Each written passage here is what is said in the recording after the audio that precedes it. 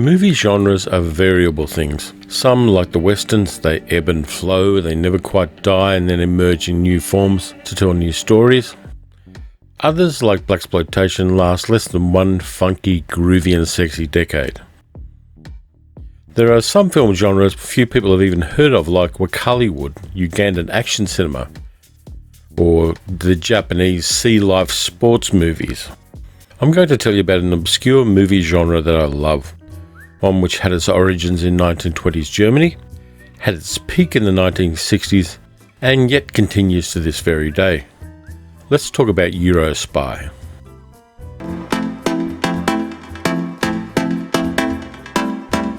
If you like this video, please think about subscribing to the channel and hitting the bell icon to get notified when a new video comes out.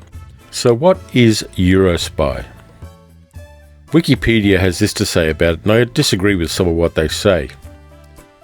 Eurospy is a genre of spy films produced across Europe, especially in Italy, France and Spain, that either sincerely imitated or else parodied the British James Bond spy series.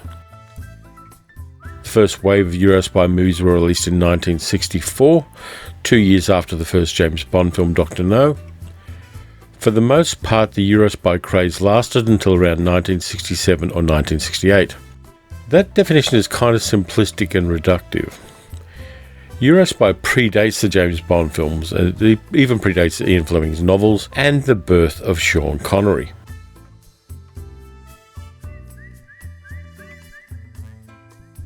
For me, Eurospy started in 1928 in Germany's rightly renowned UFA studios with this guy, Fritz Lang. You could argue that some of the tropes of Eurospy and spy movies in general came from his earlier films, The Spiders in 1919 or 1922's Dr. Mabuse the Gambler. But in 1928 he nailed the genre with Spione, Spies. In Spies we have a honey trap with a beautiful Russian spy Sonia, played by Gerda Moros, seducing a military official to get information for Hagi, her boss, who is the head of a secret criminal organization. Basically, Hagi is Blofeld. Jason, the head of the British Secret Service, sends his top agent number 326 to investigate. 326 and Sonia fall in love and he turns her against Hagi. This is the template for at least half a dozen plot lines in James Bond films, in a movie made 34 years before Connery got the gig. Spies also has a lot of other tropes that were later used by Ian Fleming and the James Bond films, but I'll leave you to find those for yourself. The movie's in the public domain, so find a torrent and enjoy it without any guilt. Eurospy movies continued in the 1930s. Alfred Hitchcock adapted Somerset Maugham's novel The Secret Agent into an amusing action movie starring John Gielgud. The movie was stolen by Peter Lorre, but that just makes it even better. You should check that one out too. The James Bond films aren't even the longest running spy movie series. That honour goes to a different character, Hubert Bonisseur de la Bath, also known as OSS 117.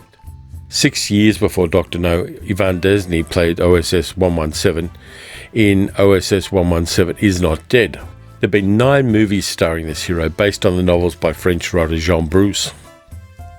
1956, 1963, 1964, 1965, 1966, 1968 and 1970, as well as the French TV series in 1971. In 2006, Michel Hazanavicius wrote and directed the first of 3 revival movies for the character, starring Jean Dujardin: Cairo, Nest of Spies, Lost in Rio, and the upcoming Red Alert in Black Africa. They're all comedies, and OSS 117 is portrayed as a racist, sexist, clueless oaf in the rebooted franchise. Nonetheless, the 2 of those films that have already been released are a lot of fun, and the attention to period detail and the music are all superb. In 1962, when 007 entered cinema, Eurospy really blossomed and dozens of spy movies were made all over Europe. There was the Secret Agent 007 trilogy starring American beefcake actor Ken Clark, Agent 007 Mission Bloody Mary, Agent 007 From the Orient with Fury, and Special Mission Lady Chaplin, which are all entertaining and have great 1960s soundtracks. Jean-Paul Belmondo starred in a comedy spoof of spy movies in 1964, L'Homme de Rio, directed by Philippe de Broca. The action sequences in this one influenced the first Indiana Jones movie in a big way. You should check this one out. It's action from start to finish with some scrote shrinking stunt work. Nothing Hollywood did at this time was as cool and as risk-taking as the action sequences in L'Homme de Rio. Female spies also emerged. In 1966, Peter O'Donnell's comic strip character Modesty Blaise got a pop art iteration directed by Joseph Losey, which totally ruined the characters, but it looked great.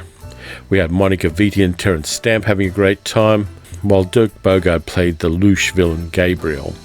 Even the prolific Jess Franco gave us a female spy villain in The Girl from Rio, starring former Goldfinger star Shirley Eaton. The Girl from Rio was actually a sequel of an English spy movie from 1967, a film called The Million Eyes of Sumeru, which also starred Shirley Eaton, as well as George Nader and Frankie Avalon. The second movie is the better of the two.